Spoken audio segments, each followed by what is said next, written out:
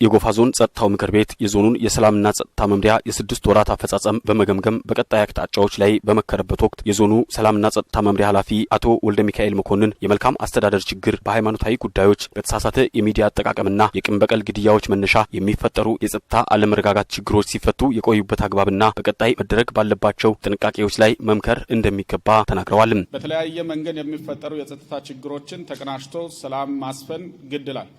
ልማት የሚረጋገጠው ያረጋገጥነው ልማት ደግሞ ውጤታማ የሚሆነውና ግቡን የሚመታው ሰላም ሲኖር ነው፣ ጸጥታው ሲረጋገጥ ነው። መጪው 7ኛው ጠቅላላ ሀገራዊ ምርጫም ሰላማዊ ፍትሃዊ ሆኖ እንዲጠናቀቅ ህብረተሰቡ የበኩሉን ድርሻ እንዲወጣ በማድረግ ከወዲሁ አስፈላጊው ቅድመ ዝግጅት መሰራት እንደሚገባም ተጠቁሟል። በተነካ ቁጥር እኔ እከሌ ስለሆንኩ ነው የሚሉ ሌሎች ሰበቦች ሊፈጠሩ ስለሚችሉ እየተጀመረም ስለሆነ ማሳያዎችንም እያየን ስለሆነ ከዚህ በኋላ ጥንቃቄዎች ያስፈልጋሉ፣ ስራ ያስፈልጋል። ከአሁን ሰዓት ጀምሮ በደንብ አድርገን ምርጫው የተሳካ እንዲሆን መደላድል መፍጠር አለብን። በሰላምና ጸጥታ በፖሊስ መምሪያ በኩል ላለፉት 6 ወራት የተከናወኑ ዋና ዋና ተግባራት ለምክር ቤቱ ገለጻ ተደርጓል። በቀረበው ሪፖርት መረጃን መሰብሰብ፣ መተንተንና ስጋቶችን በመለየትና ግጭትን በመንግስታዊ አሰራር በባህላዊና ሃይማኖታዊ ስርዓቶች ከመፍታት ባለፈ የህግ በላይነትን ማረጋገጥ ስራ ሲሰራ መቆየቱ ተገልጿል። ከአጎራባች መዋቅሮች ጋር የሚፈጠሩ ጊዜያዊ ግጭቶችንም ተቀራርቦ ውይይቶችን አድርጎ መፍታት መቻሉ በጠንካራ ጎን የቀረበ ሲሆን በቀጣይም የጋራ ሰላምን ለመገንባት መሰል ውይይቶች እንደሚደረጉ ተመላክቷል።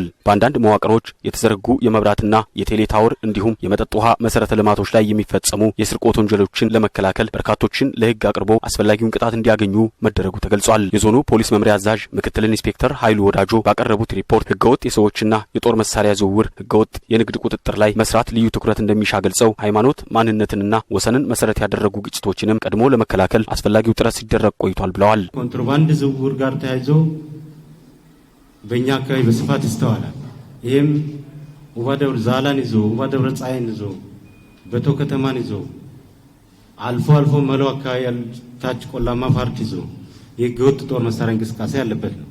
ስለዚህ እዚህ ላይ በትኩረት መስራት አለብን ማለት የወሰን የሃይማኖትና የማንነት መነሻ ያደረጉ ግጭቶችን መቆጣጠር፣ ለዚህ ግጭት መሪ ተዋናይ የሆኑ አካላትን መለየት፣ ወንጀልና ጸጥታ ችግሮችን በዘላቂነት ለመከላከል ፖሊስ ከሚያደርገው ያላሰለሰ ጥረት ጎን ለጎን ሁሉም የህብረተሰብ ክፍል የድርሻውን ሊወጣ እንደሚገባም በዚህ ወቅት ገልጸዋል። የጸጥታ ጉዳይ ሁሉንም የህብረተሰብ ያሳተፈ ጉዳይ ነው፣ የሁላችን ጉዳይ ነው ብሎ ነገር መውሰድ አለ።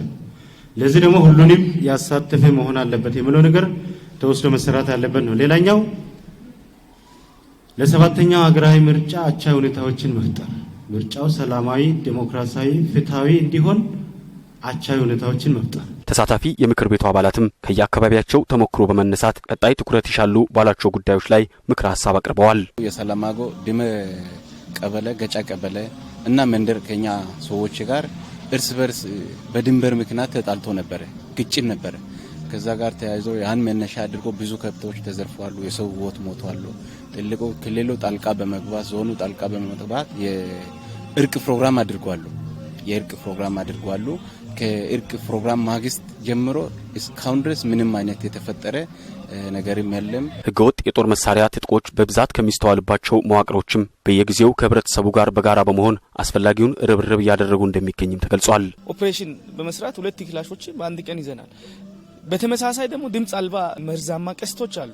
እነኚህንም ደግሞ ከ200 በላይ ቀስት ይዘን ገቢ አድርገናል። በተመሳሳይ በለቅሶ ቦታዎች ላይ በማያስፈልጉ ቦታዎች ላይ ይዞ የሚገኙ ሰዎች ላይ የህግ እርምጃም እየወሰድን ከህግ ጋርም እያገናኘን በህዝብ ምክር ቤት በወጣው ህግም እያገናኘን ሰዎች እንዲማሩና እንዲቀጡ እያደረግን ጎን ለጎን ደግሞ ግንዛቤ ስራዎችን በዞኑ የቂም በቀል ወንጀል ከሚፈጸምባቸው ወረዳዎች የዛላ ወረዳ አንዱ ሲሆን በአካባቢው የባራንቺ ስርዓት ተፈቶ ዘላቂ ሰላምን ለማረጋገጥ አስፈላጊው ጥረት ሲደረግ ቆይቷል። እኛ ጋም ይሄን የእርቅ ስነ ስርዓቱን ይዛችሁ ውረዱ፣ እነዚህን ሀገር ሽማግሌዎችን ይዛችሁ እኛ ጋር ቅረቡ ብሎ የሚጠይቁበትን ያየንበት ሁኔታዎች አሉ ማለት ነው። ቀጣይ ግን ማህበረሰቡ እውነትም ተምሯል። ይሄን ከዚህ እርቅ የተማረው ነገር አለ የሚለው ነገር እየገመገምን ያለንበት ሁኔታ አለ።